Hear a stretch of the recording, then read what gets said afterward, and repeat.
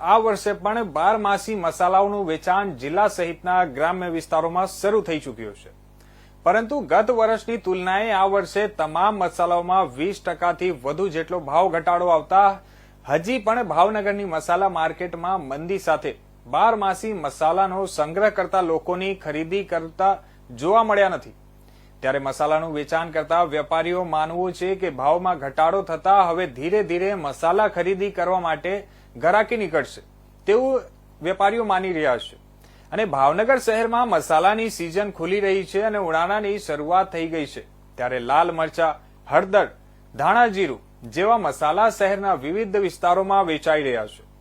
Bhavnagar Talaja road પર અને નારી ચોકડી પાસે મસાલાના સ્ટોલ ઉભા કરાયા છે।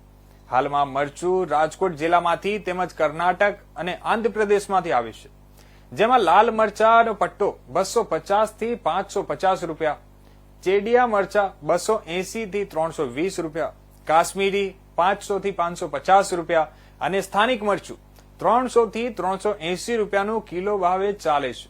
અને હળદર 300 થી 340 રૂપિયા, હિંગ 250 થી 1000 રૂપિયા, ધાણા 150 થી 200 અને જીરુના 300 થી 350 રૂપિયા સુધીના ભાવ ચાલી રહ્યા છે। તેમાં તમામ મસાલામાં ગત વર્ષ કરતા 50 થી 100 રૂપિયા જેટલો ઘટાડો જોવા મળે છે।